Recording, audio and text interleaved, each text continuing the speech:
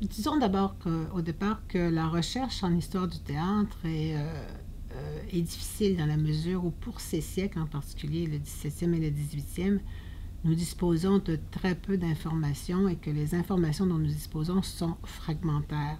On peut repérer ici ou là une représentation, un indice, une lettre d'Élisabeth Bégon, par exemple, faisant état d'une certaine activité chez des voisins ou dans la famille, mais nous n'avons aucun portrait complet de la vie théâtrale. Alors nous savons par exemple que bon, on a eu des réceptions du théâtre de société, donc du théâtre joué dans les maisons privées, à l'occasion ou des réceptions à l'occasion donc de la visite d'un grand personnage ou d'un événement particulier, pour lequel nous n'avons que peu d'informations. Nous savons qui était présent, qui jouait et ce genre de choses. Donc, nous savons des choses. Nous savons qu'il y a eu du théâtre dans les collèges, nous savons qu'il y a eu du théâtre dans les maisons privées, donc du théâtre de société. Nous savons qu'il y a eu quelques événements importants.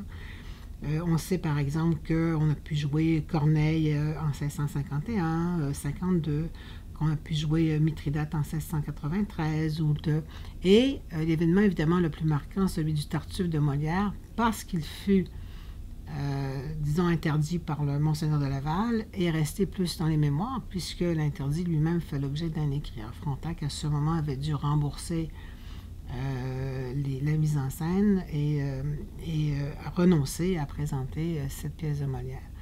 Alors, pour le 18e siècle, nous savons également que les traditions doivent avoir perduré, puisque nous trouvons à l'occasion un groupe de jeunes gens qui présentent une pièce ou une autre. Alors, nous savons que les officiers britanniques aussi, les officiers d'occupation de la garnison, ont présenté un certain nombre de représentations. Alors, il s'agit ici d'un phénomène qui est assez comparable à celui de l'armée française dans d'autres pays et dans d'autres guerres. Il faut bien occuper les officiers quand on occupe et une ville ou un pays, et par conséquent, on a joué Molière en français dans l'armée d'occupation. Dans les théâtres, on sait qu'il y avait... Dans les collèges, pardon, on sait que le théâtre adaptait les programmes, les pièces jouées dans les théâtres français de la même époque. Et on peut se rendre ainsi jusqu'à facilement la fin du 18e siècle à penser que ce type de théâtre aurait perduré. On sait que, par exemple, le premier auteur dramatique qui a publié son œuvre, Joseph Quesnel, avait sous sa signature un certain nombre de pièces en un acte avec aria. Parfois, nous n'avons que les arias, les airs, parfois que nous n'avons que le texte.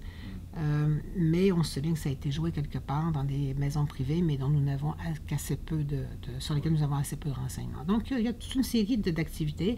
Je ne pense pas, outre le théâtre de garnison, et même là, qu'il y a une différence sensible entre la première moitié du 18e et la deuxième moitié du 18e. Ça change de langue, forcément. Ça s'urbanise lentement, forcément aussi. On joue dans les cabarets. On a quelques événements un peu éclatants à la fin du siècle dans certains cabarets à Québec ou à Montréal, mais autrement, je pense que ça change plus tard.